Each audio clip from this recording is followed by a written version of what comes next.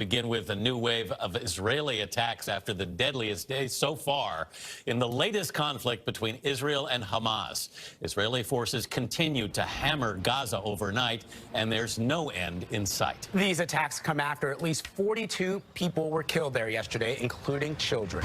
Israel's Prime Minister Benjamin Netanyahu says he wants Hamas to pay a heavy price for firing thousands of rockets into Israel, and he says he grieves for all civilians who've died.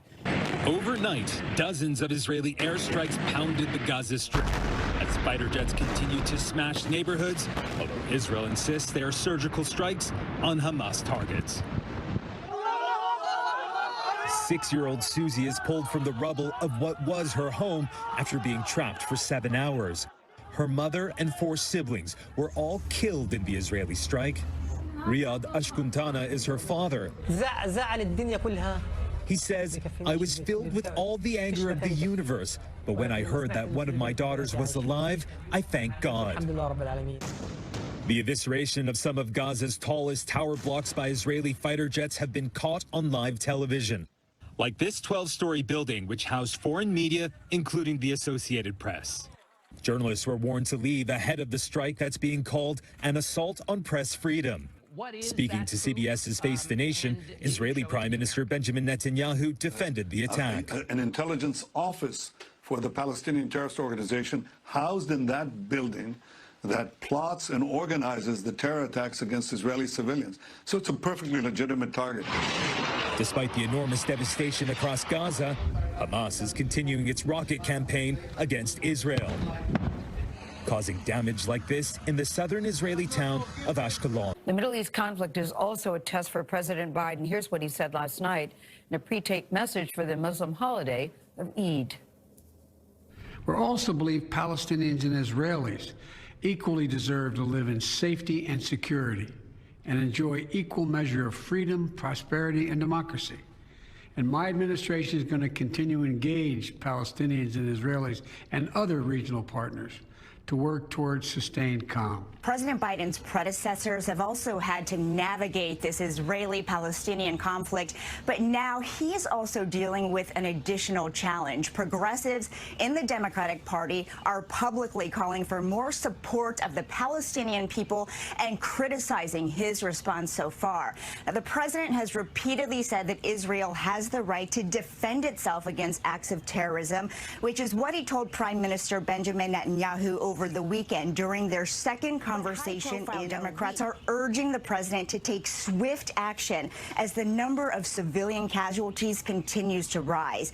In an op-ed, Senator Bernie Sanders wrote that Israel has the right to defend and protect its people, but that the United States must stop supporting Netanyahu and recognize that while Israel has the absolute right to live in peace and security, so do the Palestinians. It's been 5 days since Hamas brazenly fired rockets at Jerusalem and other Israeli cities in a totally unprovoked attack. This past week, millions of Israelis were forced into bomb shelters as missiles rained down on our cities. Several Israelis have been killed, many more have been wounded. You know, and I know, no country would tolerate this.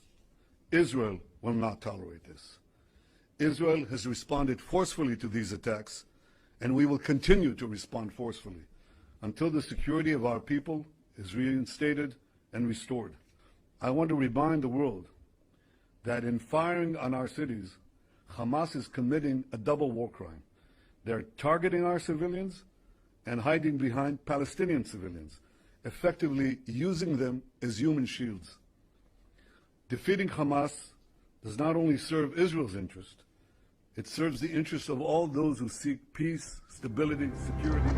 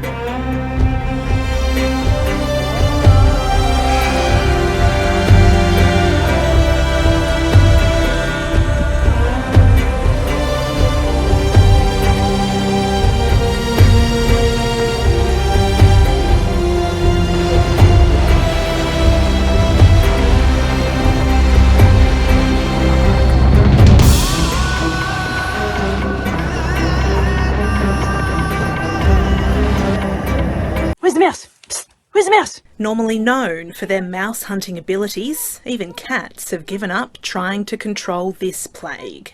Get your mouse! Get your mouse!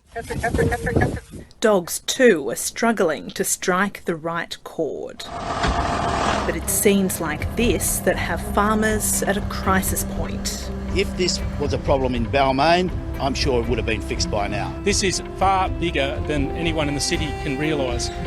Wow. The destruction is immense. From crops to hay bales, supermarket produce and machinery, the economic losses are devastating.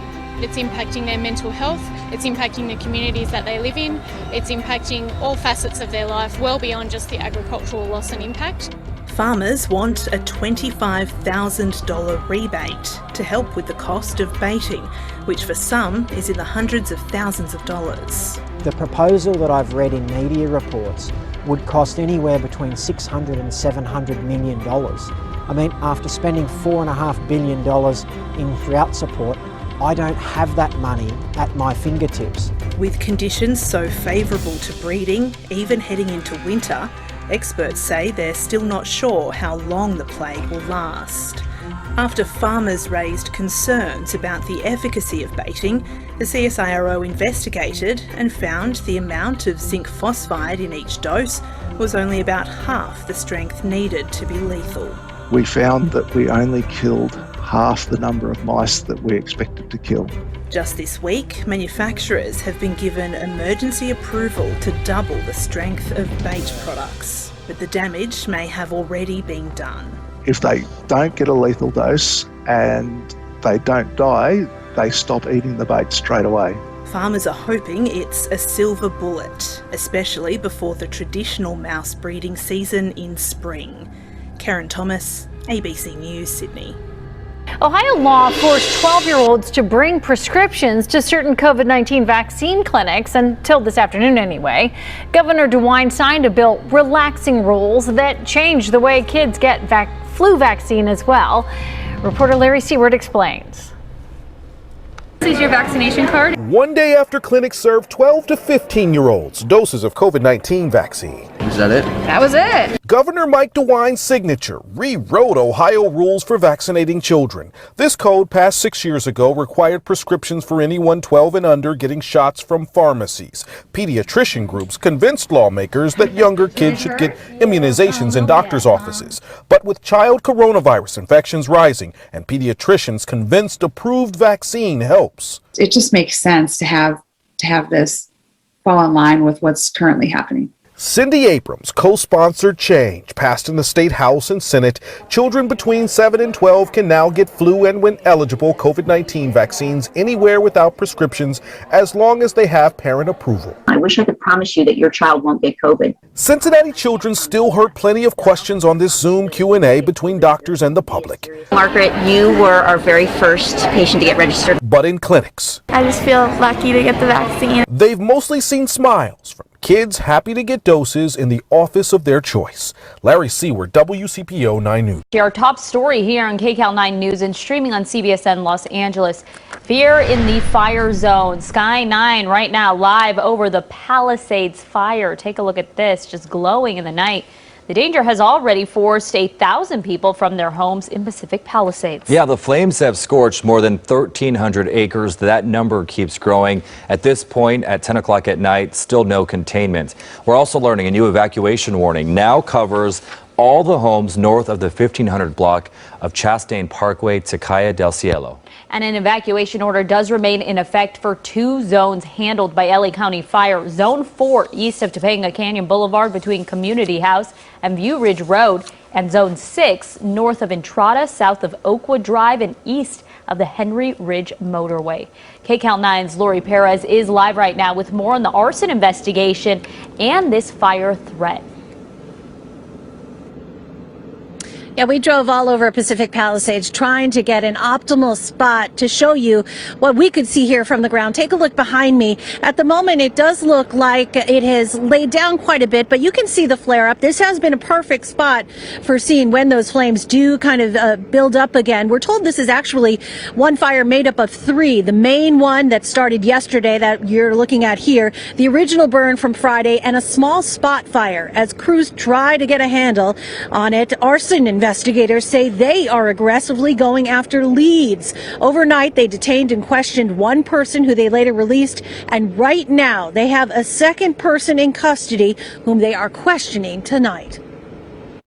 We're under warning. We haven't actually been forced to evacuate. He's among the more than 100 Pacific Palisades neighbors watching and waiting to see if this stubborn fire, which has grown to more than 1,325 acres, will get close enough to change their evacuation warning into an order, as it did for more than 500 homes near Topanga Saturday night. We do have our, important necessary items packed, and if we need to, we'll load them in the car and we'll go. Air support made non-stop water drops throughout the day as hundreds of firefighters on the ground, including multiple hand crews, tried to stop the flames, which turned toward Pacific Palisades Sunday morning.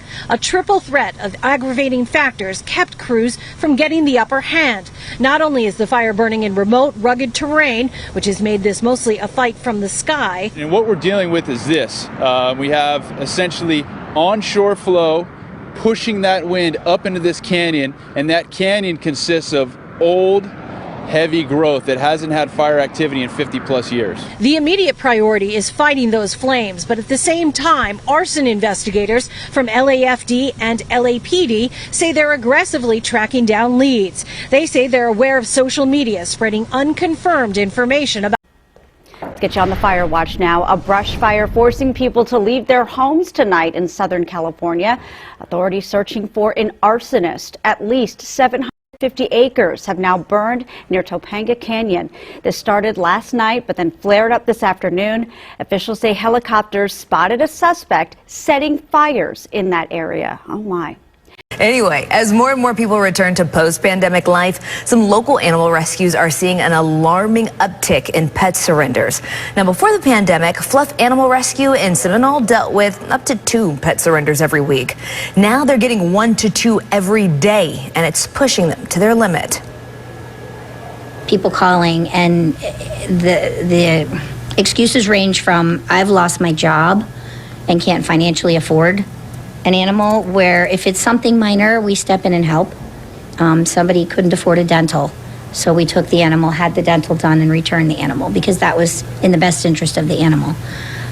But there are so many other stories. People having to move in with relatives.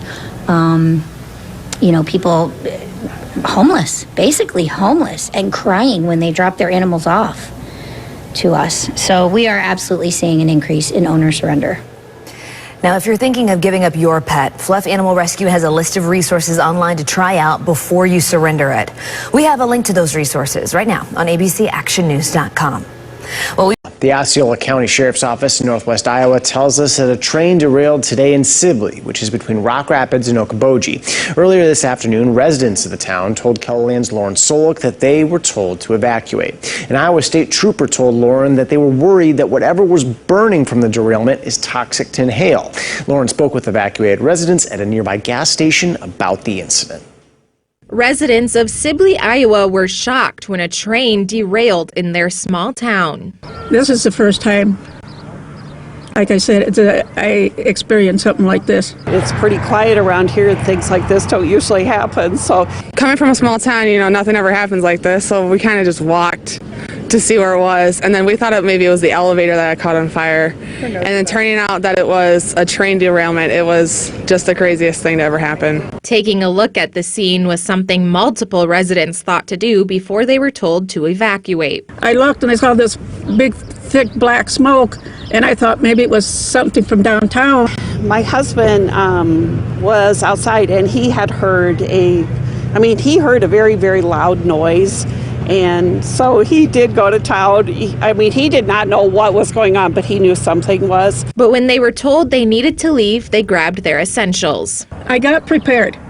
I put everything, like my medications and stuff, in my purse, something I needed. I decided, well, we'll just make the choice and come out here to Jackrabbit to relax. And so, yeah, we're heading to Spirit Lake now. So, 'cause I don't think we'll be able to go into town. And now they wait for the all clear to go home. Thank you to the firemen who are helping all of us. Yeah, thank you to the firemen and especially to the troopers that are here keeping everybody out of the town. In Sibley, Iowa, Lauren Solik, KELOLAND News. Emily Hawley, communications manager for Nebraska and Iowa for the American Red Cross, tells us that there were no reported injuries in the derailment. A reception center was opened at Ashton Legion Hall down the road from Sibley.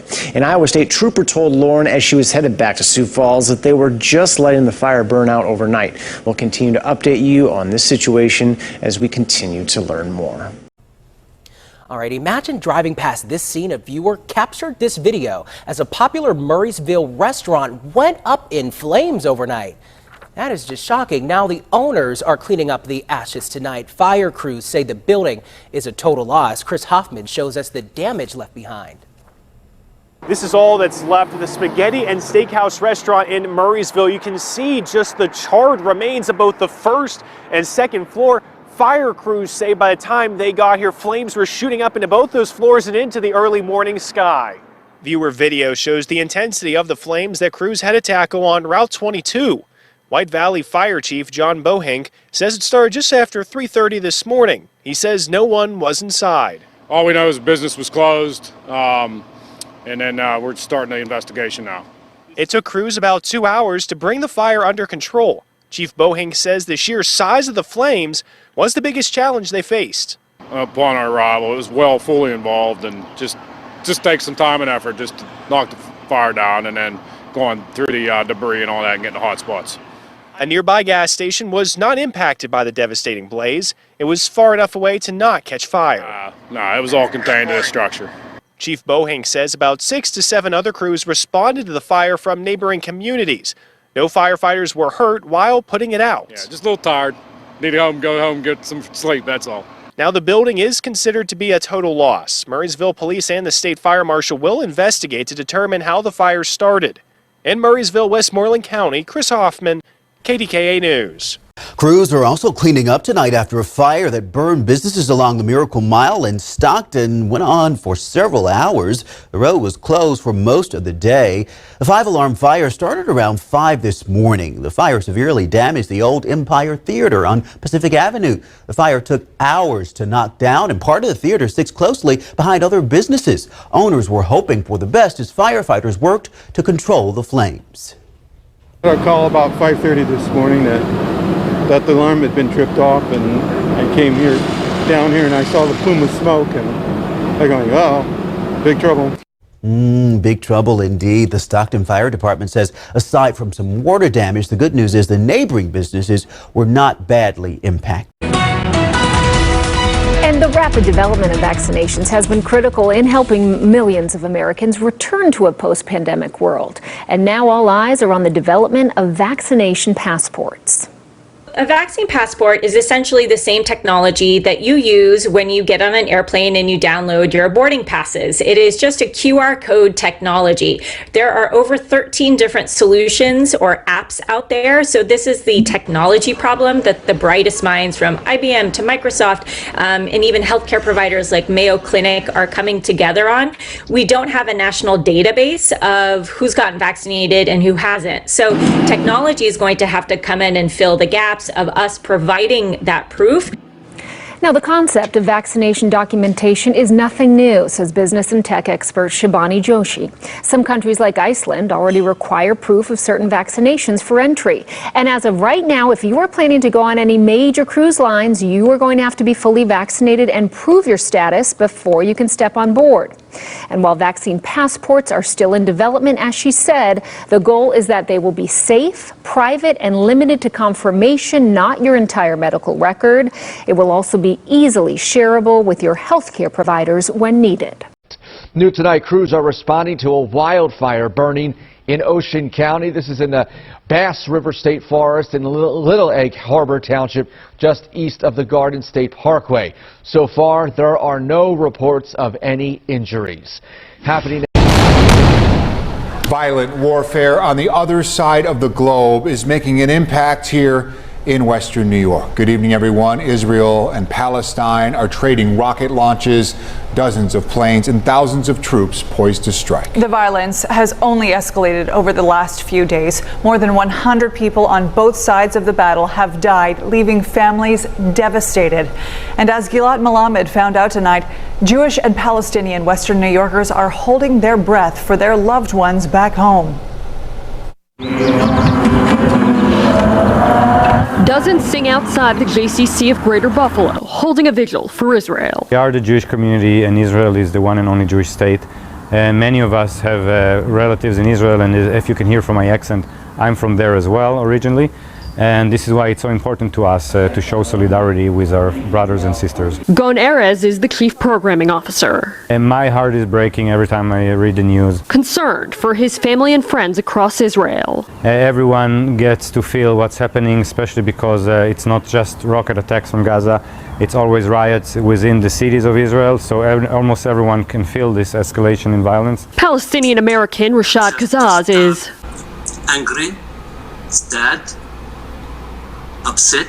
Thinking of his family in the West Bank and the people in Gaza. We wanted to be liberated. We wanted to be free from the aggression, from the occupation, as any other people that freedom-loving people. So that's all. And what is going right now is to deny us that. On Friday, violence spread to the West Bank as airstrikes over the Gaza Strip continue. Western New York Muslims founding president Faizan Haq says he fears the cycle of human loss will continue unless there's a solution. We cannot just kick the can down the road. We have to find a solution which is equitable, which is just, and which deals with both people, both parties of the conflict, not at the cost of each other. Life in Israel in the last week have been very hard, and I also know that life in Gaza are unbearable.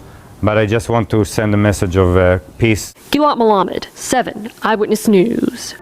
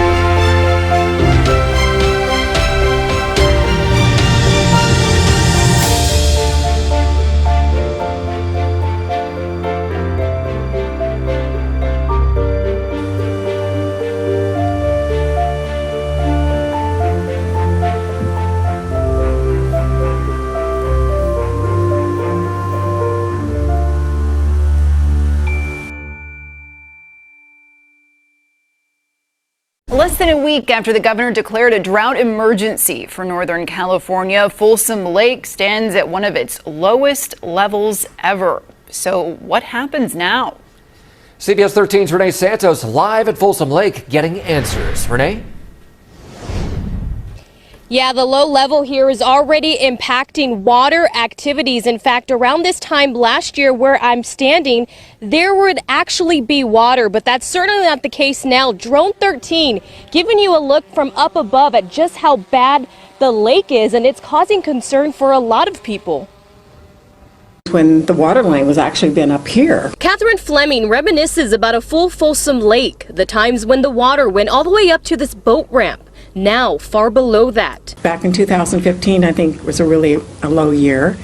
We remember a time we were able to walk through this little village that used to be down there. Ryan Ojakian is with the Regional Water Authority. What has happened with our surface water supply this year has been dramatic. Now there's a push from the RWA for its 20 water providers that serve about 2 million people in the Sacramento region to shift to using more groundwater than surface water to reduce reliance on Folsom Lake and the Lower American River.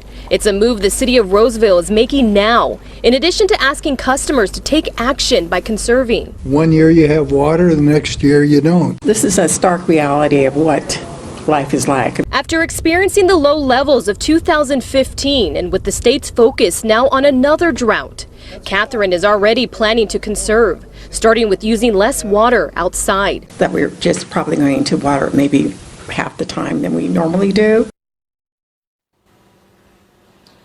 The RWA says in dry time, shifting to groundwater is common. So could we see more well drilling? We're getting answers coming up at 6. 2 News' Mason Morrow was at the dam last night. And today, Mason, you've learned even more about the rescue attempt. Yeah, that's right, Karen. Last night it was unclear from GRDA whether or not the 2 men were alive or in imminent danger down in the inspection shaft. But tonight I've learned from rescue crews it turned into a recovery operation pretty early on, and the process to recover the bodies was extremely dangerous. The bodies of 2 out-of-state contractors trapped 80 feet from the top of Kerr Dam on Lake Hudson were recovered around 4:30 on Friday morning. An all-night and all-morning operation to make a safe recovery top priority for rescue crews. At the end of the day, we accomplished what we were trying to do. Tulsa Fire's Terry Cividon rounded up a rescue crew to try to save the 2 drillers after an explosion around 6 o'clock on Thursday night. Once they arrived, Cividon tells 2 News they learned the mission had changed. Once we found out that it was going to be a body recovery, we slowed down, monitored the methane gas, and started ventilation process to lower those LEL limits so we could go make the recovery. They were requesting the hazmat truck.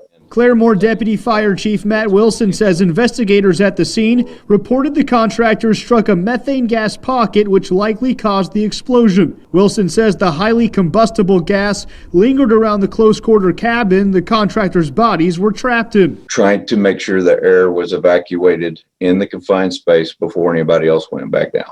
Wilson and his hazmat team had to find a way to monitor what are known as lower explosive limit levels from 80 feet above the recovery point. There was a whole lot of brainstorming between all the different agencies. An exhaust hose shot the gas 20 feet above the hole, and the hazmat team lowered the monitor tied to a rope nearly 60 feet down to read air levels. If those readings aren't minimized, there's risk for another explosion when crews move in for recovery. Exact same thing it did to the guys that were in there.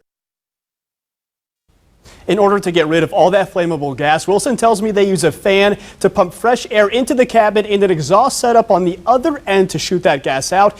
That ventilation setup plus proximity of being so far away from the recovery point is why he says it took so long to ensure it was safe enough to go in and get the bodies. And we talk about how far that proximity is. We've been saying it's 80 feet the contractors were from the top of the dam, and we're going to use a visualization here as our 2 News tower here. This is about 160 feet from the ground up, so if you look about halfway up the tower, that's how far the 2 contractors were from the top of the dam, and you can see why it was so difficult for the rescue crews to get down to them. Reporting live in studio, Mason Morrow, 2 News. The Honolulu Fire Department is looking into what caused a brush fire in Maili overnight. It happened around 12:30 a.m. near Kaukama Road and Kulaku Street. Firefighters arrived shortly after and found flames and smoke halfway up the hillside. Officials say the blaze is 95% contained and burned about 2 acres. No homes or buildings were impacted. And they openly say their goal is to destroy Israel. They're not interested in any kind of coexistence. Now at 6:30, Israel's Prime Minister Benjamin Netanyahu defending the bombing of a building in Gaza that housed several media organizations, including the Associated Press and Al Jazeera. Good evening, I'm Carly Barnett. Netanyahu spoke with CBS's Face the Nation after President Joe Biden expressed concerns about civilian casualties and the safety of international journalists. Today, Israeli airstrikes on Gaza City flattened 3 buildings and killed at least 26 people, making it the deadliest attack since the fighting broke out nearly a week ago. Rescuers raced to pull survivors and bodies from the rubble. The Gaza Health Ministry said 10 women and 8 children were among those killed, with another 50 people wounded in the attack. According to Prime Minister Netanyahu, the Israeli military is doing everything they can to avoid casualties on both sides, something he says is the difference between Israel and Hamas. They deliberately target our cities, deliberately target our civilians. They glorify the death of children and the civilians and old people. They are happy with it. I think they're happy with any deaths that are caused to them. We grieve for every non-combatant loss in Gaza, and we grieve for all our civilians who died. We're not happy with it, and we try to minimize it. In the past week, at least 174 Palestinians have been killed in Gaza, including 47 children, with more than 1,200 wounded. 8 Israelis have been killed, including a 5-year-old boy and a soldier. Hamas and other militant groups have fired almost 3,000 rockets into Israel. And today, at least 2 Jewish worshipers were killed and more than 100 were injured when a grandstand collapsed inside a synagogue that was still under construction. This happened in a Jewish settlement in the occupied West Bank, just north of Jerusalem. A police spokesman said 650 worshipers were there at the site for the start of the Jewish holiday of Shavuot. The accident raised questions about safety measures at large Orthodox events 2 weeks after 45 pilgrims were crushed to death in a stampede. Now, today was day 3 for the fire. Investigators are looking for an arsonist. They detained 2 people for questioning over the weekend. 1 person was released yesterday. As of tonight, they're still questioning 1 other person about that fire. Fire crews are protecting homes that lie just outside Topanga State Park, a destination popular for hiking and recreation. Unfortunately, the area where the fire has burned has been impacted by drought, and some of the areas haven't burned in 50 to 60 years. So there's quite a bit of dried vegetation that's died off. About 1,000 people have been forced to evacuate so far. No structures damaged and no one hurt. Again, a live look at that fire tonight. Fire officials are expected to give an update in LA County tomorrow morning at 10 a.m. Live look right now at LAX tonight. We're a power outage. Yeah, that's traffic is backing up right there. But a power outage we know is impacting the south side of the Tom Bradley International Terminal. DWP crews are on site working to restore the power. If you're headed to LAX Airport, officials urge you to give yourself some extra time. You see the traffic right there. You'll definitely need that extra time. Well, it's certainly true that throughout rural Georgia and much of Atlanta's suburbs, churches have been open for weeks or even months to varying degrees, but they've been a little more cautious here in the city of Atlanta, among them Oak Grove United Methodist Church, which has been around for 185 years, hadn't had a year like last year ever in its history, and its pastor is pretty pumped to undo all that shortly.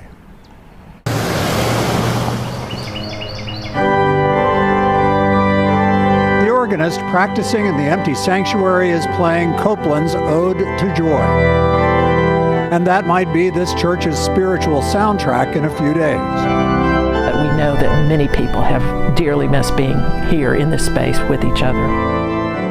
Pastor Beth LaRocca Pitts says Oak Grove United Methodist Church will reopen to a live audience in its sizable sanctuary June 6th. The move comes with many questions.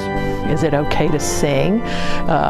Does the choir have to be vaccinated? Do they have to wear masks when they sing? Does the congregation have to wear masks when they sing? Those who say, I love God. And Oak Grove Church had done virtual services for the last year. The proud host of scouting ministries. Along with countless other churches all across the globe. Yes, most people feel that it's essential to see their church community in person.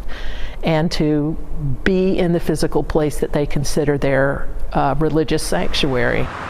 Georgia's Episcopal Diocese announced mid-afternoon that it will allow full capacity at church sanctuaries starting this weekend, while loosening but not eliminating mask guidelines. Some churches struggled to pay their bills as donations dropped over the last year. Currently, we have the pews marked so that you don't sit in every pew. Do we have to do that still? Though Oak Grove's pastor says her church stayed solvent, in part with help from the government. Now it's down to the details of reopening.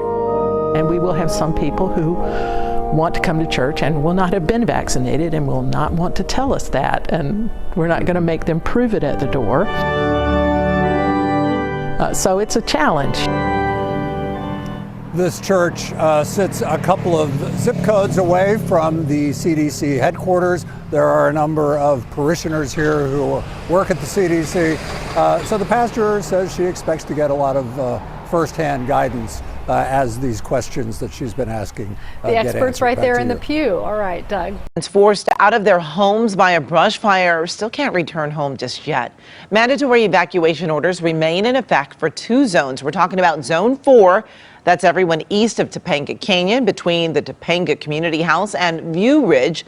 Also, Zone 6, which is north of Entrada, south of Oakwood, and east of Henry Ridge. CBS 2's Joy Benedict is live in Pacific Palisades with the latest for us. Joy.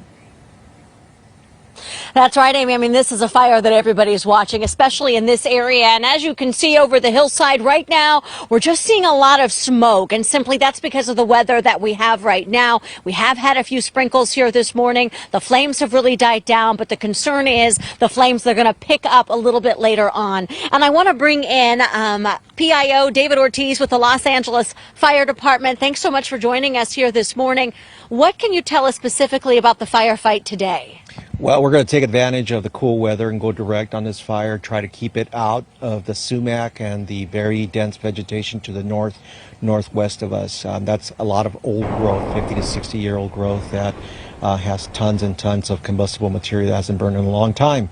So for us, that is the primary objective: keep it south of Mulholland, north of Palisades, keep it to the east of Topanga and to the west of Temescal. And, you know, watching the weather here this morning, we've seen a lot of low clouds. We even saw some sprinkles earlier in the morning, and I'm thinking this is going to help firefighters, but that may not be the case completely. Well, it does help us get in and go direct on this fire as far as our strategy. Unfortunately, it hampers the ability of fixed aircraft to come into the area and drop retardant on it. But you can still use the helicopters. In certain areas, we can use helicopters as long as the pilot feels it's safe for them to fly. And before you go, I know something that I just realized is that you believe that this fire is actually multiple fires, and there is an investigation, obviously, to see if they were intentionally set. Right. So there were 3 areas or 3 bodies of fire. The wind was not conducive to an ember cast, so fire jumping from one area to another is very suspicious. We have not charged anyone with any fire, so I'm just going to hold my comment to that. Okay. Thank you so much. David Ortiz with the Los Angeles City Fire Department. Obviously, this is their handle. It has those spread into the LA County side, so we know we have LA County Fire Department on the scene and many other neighboring communities that have come to help and assist in this. But this is still an active fire, and it is an active fire investigation. As we have been talking about all morning long, the Los Angeles Police Department says that they are looking for someone who intentionally set at least one, if not all 3 of those individual fires that are currently burning in this hillside. I have heard that someone is being questioned, but as of right now, no one has been arrested. No one has officially been detained. I'll send it back to you, Amy. Okay. All right, Joy. Well, thank you. hello, everyone. And with me is Jenny Aitchison, who is our Shadow Minister for Primary Industries. So it appears today that Adam Marshall has finally discovered that there is a mouse plague in New South Wales. Now, this has been going on for 5 months. The National Party has known since Christmas that this issue is becoming worse and impacting farmers and communities right across rural New South Wales. But until today, Adam Marshall and John Barilaro have flatly refused to put any significant money to toward helping these communities. Now, we believe that this is a National Party that is completely out of touch. They've actually gone to war with the New South Wales farmers over this situation. They've attacked the CWA, and now 2 days after Adam Marshall said there is no money, you can't throw money at this mice plague, here's $50 million. Quite simply, it is too little, too late. These communities needed this support at the beginning of the year when this mouse plague could have been controlled. I have heard terrible stories of the impact that this is having in communities right across this state. Schools are being impacted. There are mice eating through internet cords, through electrical cords. We've got mice in cots. We've got crops that are being destroyed. We've got houses that are being overrun, and suddenly the minister today, when he's under a bit of pressure, decides that he's going to announce $50 million, which is too little, too late. Now, Adam Marshall and the National Party should have addressed this issue. We've brought this to their attention this week. They couldn't even be bothered to turn up to a briefing from New South Wales farmers and the CWA. The National Party is no longer the party of the farmers, and I think that that is a very sad situation indeed for rural New South Wales. We've also seen that today with a report released by a parliamentary inquiry into the dairy industry. Now, in this inquiry, there was one important recommendation which Labor is going to address. There was a recommendation that there is a statutory position created for a Dairy and Fresh Food Commissioner. This has been our position all along, but what we have seen is the National Party siding with the Animal Justice Party to block that. They don't want it as a statutory position. They don't want a champion for the dairy industry. My dad worked in the dairy industry. I know how important this issue